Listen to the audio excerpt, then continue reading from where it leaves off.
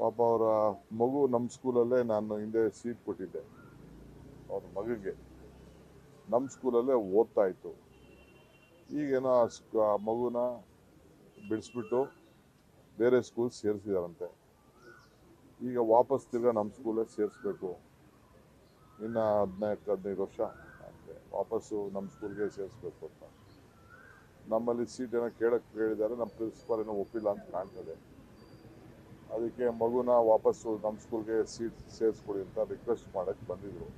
DCMಗೆ ಒಂದು school seat decide ಮಾಡೋಷ್ಟು time ಇದೆಯಾ ಅಂತ, ಅಥವಾ ಮಾಡಬಾರ್ದು ಅಂತೇನಿಲ್ಲ ಭೇಟಿ. ಒಂದು ಸ್ಕೂಲ್ ಸೀಟ್ಗೋಸ್ಕರ ಅಷ್ಟೆಲ್ಲ ಕಷ್ಟಪಡ್ತಿದ್ದಾರೆ ಅಂತ ನಂಗೆ ಅರ್ಥ ಆಗ್ತಿಲ್ಲ. ಅವರು ನನ್ನ ಹತ್ರ ಕೇಸು ಏನು ಬಗ್ಗೆ ಮಾತಾಡಲಿಲ್ಲ. ನಾನು ಆ ಕೇಸ್ ಬಗ್ಗೆ ಮಾತಾಡೋಂಥ ಸಂದರ್ಭ ಇಲ್ಲ. ಈಗ ಒಂದು ಹೆಣ್ಮಗಳು ನಮ್ಗೆ ಅನ್ಯಾಯ ಆಗಿದೆ ಅಂತ ಏನಾದ್ರು ಕೇಳಿದ್ರೆ ಖಂಡಿತ ನಾವು ನಮ್ಮ ಕೈಲಿ ಏನಾಗ್ತದೆ ಹೇಳ್ಬೋದಾಗಿತ್ತು.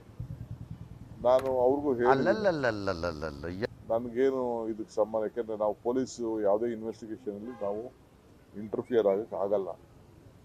ಇದು ಪೊಲೀಸ್ ಉಂಟು, ಕೋರ್ಟ್. ಈಗಾಗಲೇ ಮ್ಯಾಟ್ರು ಕೋರ್ಟಲ್ಲಿದೆ, ಜುಡಿಷಿಯಲ್ ಕಸ್ಟಡಿ ಅಂತ ಕೋರ್ಟ್ ಇದೆ. ನಾವು ಯಾವುದೋ ಪೊಲೀಸ್ ವಿಚಾರದಲ್ಲಿ ನಾವು ಇಂಟರ್ಫಿಯರ್ ಆಗಲೂಬಾರ್ದು, ಆಗೋದು ಒಳ್ಳೇದು ಇಲ್ಲ.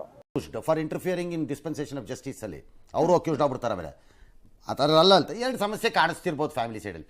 ಒಂದು, ಆರೋಪ ಪಟ್ಟಿನ ಎಳಿಬೇಡಿ ಸರ್ ತುಂಬ ದಿನ, ಯಾಕಂದ್ರೆ ಅದಾಗೋವರೆಗೂ ನಾವು ಬೈಲ್ ಹಾಕೋದು ಬೇಡ ಅನ್ಕೊಂಡಿದೀವಿ, ಎಷ್ಟು ದಿನ ಅಂತ ಒಳಗಿರೋದು ಅಂತ ಇರಬಹುದೇನೋ, ನಮ್ಗೆ ಗೊತ್ತಿಲ್ಲ.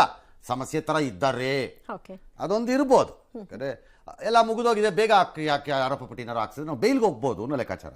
ಬಿಡಿಸ್ಬಿಡಿ ಅಂತಲ್ಲ. ಎರಡನೇದೇನಂದ್ರೆ ಊಟ ಪಾಠದ ವಿಚಾರದಲ್ಲಿ ತುಂಬ ಕಷ್ಟ ಆಗ್ತಿದೆ ಅಂತ ಫ್ಯಾಮಿಲಿಗೆ ಇರಬಹುದು.